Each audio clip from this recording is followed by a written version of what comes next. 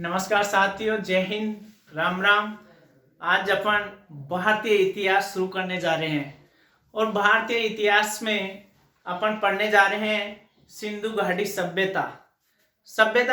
एक तो सिंधु घाटी सभ्यता है और एक वैदिक सभ्यता, जिसमें से अपन आज पढ़ेंगे सिंधु घाटी सभ्यता के बारे में। आइए पढ़ते हैं सिंधु घाटी सभ्यता के बारे में। सिंधु घाटी सभ्यता। सिंधु घाटी सभ्यता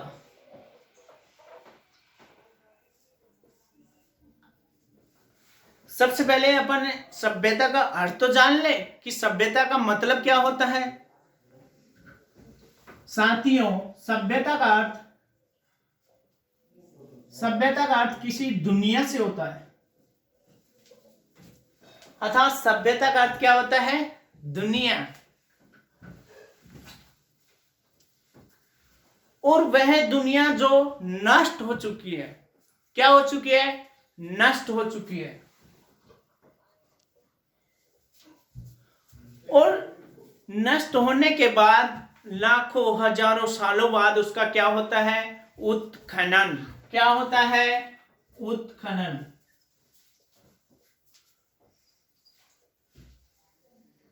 उत्खनन होता है और उत्खनन के पश्चात उसमें कुछ क्या मिलते हैं? अवशेष। क्या मिलते हैं? अवशेष।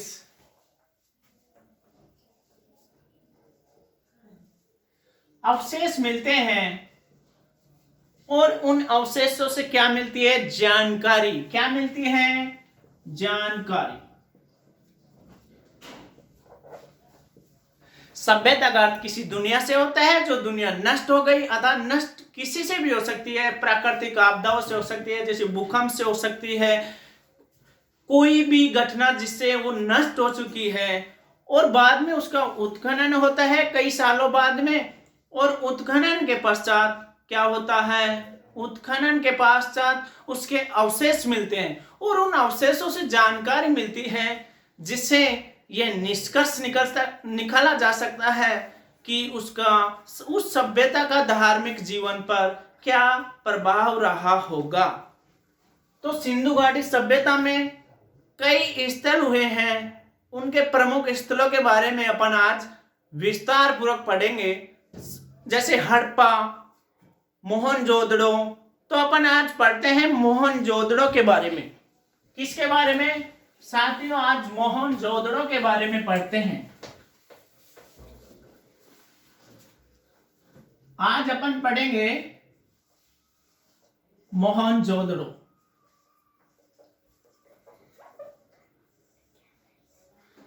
अपने को ये मालूम होना चाहिए कि मोहनजोदड़ो कहाँ है। मोहनजोदड़ो कहाँ है साथियों? पाकिस्तान में है। कहाँ है? पाकिस्तान में। और इसके साथ हमें यह भी मालूम होना चाहिएगा कि यह कौन सी नदी के किनारे है? सिंधु नदी के किनारे है। सिंधु नदी के किनारे है मोहनजोदड़ो। जिस प्रकार कालीबंगा का काले रंग की चूड़ियां होता है, उसी प्रकार मोहनजोदड़ो का अर्थ क्या होता है? मोहनजोदड़ो का अर्थ होता है मर्तकों का टीला। मर्तकों का टीला, अर्थात कोई मर गया। क्या हो गया? मर गया। कोई मर गया। अब मरने के पीछे कोई न कोई कारण तो होता है। क्यों? सांस को नहीं आई, और भी कुछ हो सकता है। लेकिन यहां किससे मरा है? यहां एक रोग से मरा है। और उस रोग का क्या नाम है साथियों? ध्यान से सुनिएगा। उस रोग का नाम है मलेरिया रोग। मलेरिया रोग। मलेरिया रोग के कारण उसकी मृत्यु हो गई। बहुत ही शानदार आसान तरीके से पढ़ेंगे, ताने टेंशन लेने की गठाई जरूरत को नहीं, मैं हूं ना। तो ध्यान रखना साथियों, मलेरिया रोग के अवशेष कहां से मिले? मोहनजोदड़ो से मिले। अब मरने के पश्चात उस खपन लाया जाता है और सूती वस्त्र से एक बढ़िया शानदार क्या बनती है, अर्थी। किससे? सूती वस्त्र से। तो सूती वस्त्र के अवशेष कहां से मिले हैं? मोहनजोदड़ो से। इससे क्या बनाई जाती है? एक अर्थी बनाई जाती है। और गांवों में तो इसके लिए एक स्पेशलिस्ट होता है, और अर्थी को बढ़िया ढंग से सजाते हैं और इसको उठाते हैं तो दो आगे और दो पीछे, दो और दो कितने हो गए? 4 कोनियों मुना। यहां अपन 22 मानेंगे और 22 के आगे मैं 19 लगा दिया, 22 के आगे 19 लगा दिया, कितने बन गए? 1922। कितने? 1922। तो ध्यान रखना साथियों, बहुत इंपॉर्टेंट बात बताने जा रहा हूं। 1922 में 1922 में मोहनजोदड़ो की क्या होती है? खोज होती है। क्या होती है? खोज। 1922 में खोज होती है और बढ़िया स्टैंडर्ड का मरा है तो उसके लिए शमशान घाट तक रास्ता भी स्टैंडर्ड का ही चाहिए ले जाने के लिए। इस रास्ते की चौड़ाई कितनी है? 9.15 मीटर। 9.15 मीटर। और इस रास्ते का नाम क्या है? राजपथ। बढ़िया स्टैंडर्ड का आदमी मर गया, उसको डोल नगाड़ों के साथ कहां तक ले गए? शमशान घाट तक ले गए, राजपथ के द्वारा ले गए। और शमशान घाट में क्या होता है? उसको जला देते हैं और जलाने के पश्चात क्या बनता है? राख बनती है। क्या बनती है? राख। और राख से क्या होता है? राखलदास बनर्जी। राख से क्या बन गया? राखलदास बनर्जी। तो प्यारे साथियों, इस सभ्यता की खोज किसने की थी? राखलदास बनर्जी ने की थी। राखलदास बनर्जी ने की थी। कब की थी? 1922 में। यहां तक सबको क्लियर? अब देखो आगे। अब क्या होता है? अपने रीति रिवाजों में होता है कि दाह संस्कार करने के पश्चात क्या करते हैं? स्नान करते हैं। क्या करते हैं? स्नान। तो यहां भी स्नान होगा और यहां पर स्नान करने के लिए क्या बने हुए हैं? बड़े बड़े स्नानागार। क्या? बड़े बड़े स्नानागार।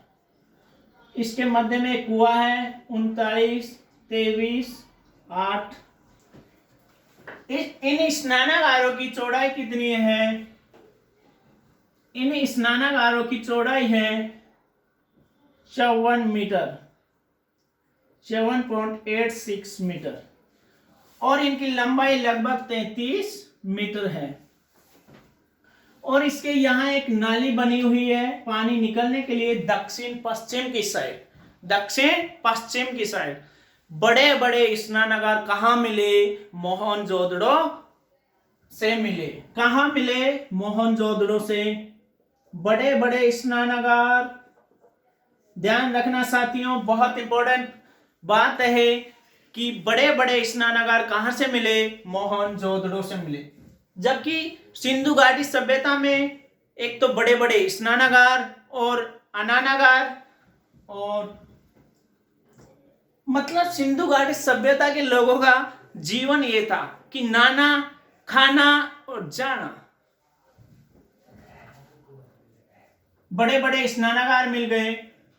अब क्या होता है कि दाह संस्कार में जाते हैं ना, तो उसके पश्चात कई लोगों के क्या बदल जाते हैं? विचार बदल जाते हैं। क्या बदल जाते हैं? विचार। उधर जाके सोचने लगते हैं कि मौत तो यार अपने को भी आनी है, और वो सोचते हैं कि यार अपने को भगवान की भक्ति करनी चाहिए। मौत तो एक दिन आनी ही है। मौत तो सबको आनी है। मौत तो सबको आनी है। कौन इससे छूटा है? मौत तो सबको आनी है। कौन इससे छूटा है? तुम पना नहीं होंगे साहब, एक ख्याल झूठा है, एक ख्याल झूठा है। अर्थात मौत तो सबको आनी है। तो इनका विचार बदल गया कई लोगों का, और ये क्या बन गए, ये बन गए योगी सन्यासी। योगी सन्यासी बनकर भगवान की भक्ति में लीन हो जाते हैं। अर्थात ध्यान रखना साथियों, योगी की मूर्ति कहां से मिली? योगी की मूर्ति मोहनजोदड़ो से मिली। कहां से मिली? मोहनजोदड़ो से मिली। योगी की मूर्ति के ऊपर क्या है? सींग है। क्या है? सींग है। और यहां से नर्तकी की मूर्ति मिली। कांसे की नर्तकी की क्या मिली? कांसे की नर्तकी की क्या मिलती है? मूर्ति मिलती है।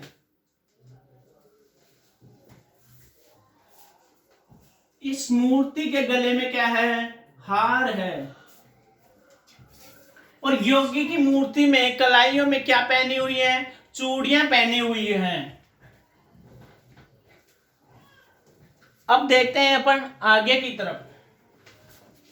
यहां तक सबको क्लियर है? बड़े ध्यान से सुनिएगा, एक एक बात बहुत इंपॉर्टेंट है। अब देखिएगा आगे की तरफ।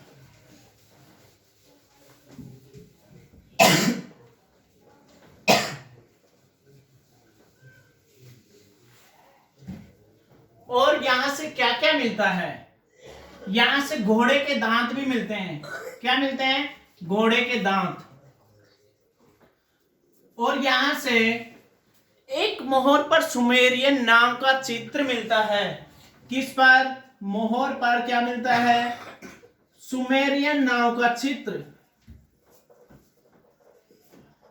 एक मोहर पर सुमेरियन नाम का चित्र मिलता है। और मोहनजोदड़ो से सर्वाधिक क्या मिलती है? मोहर। क्या मिलती है? मोहर। और मोहनजोदड़ो से वाटर प्रूफिंग के उदाहरण भी मिलते हैं। किसके? वाटर प्रूफिंग के उदाहरण भी मिलते हैं। और बाघों से लड़ते हुए, अर्थात एक व्यक्ति बाघों से लड़ते हुए दिखाया गया है। बाघों से लड़ते हुए आदमी का चित्र, आदमी का चित्र दिखाया गया है। ठीक है दोस्तों, सबको याद हो गया? इसका रिवाइज करते हैं अपन। सबसे पहले अपन ने पढ़ा मोहनजोदड़ो। मोहनजोदड़ो का अर्थ होता है मृतकों का टीला, अर्थात कोई मर गया। और मर गया तो उसके लिए खपन लाया जाता है। मलेरिया से मरा तो मलेरिया के अवशेष कहां से मिले? मोहनजोदड़ो से।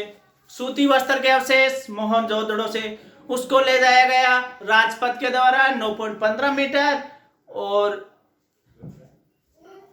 शमशान घाट ले जाया गया। राख बन गई। राख से राखलदास बनर्जी 1922 में इसकी खोज हुई। बड़े बड़े स्नानागार मिले। और एक इंपॉर्टेंट चीज और रह गई, उसको देख लेते हैं। इन स्नानागारों को देखकर जॉन मार्शल बोलता है, जॉन मार्शल जब इन स्नानागारों को देखता है तो उसको चक्कर आ जाते हैं। और चक्कर आने के पश्चात क्या कहता है कि ये तो तात्कालिक विश्व के क्या है? आश्चर्य हैं। तात्कालिक विश्व के आश्चर्य।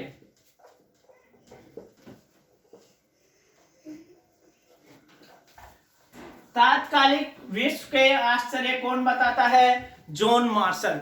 और डीडी कोशाम्बी ने क्या कहा है? डीडी कोशाम्बी कहते हैं, डीडी कोशाम्बी कहते हैं कि ये तो पुष्कर व कमलताल हैं।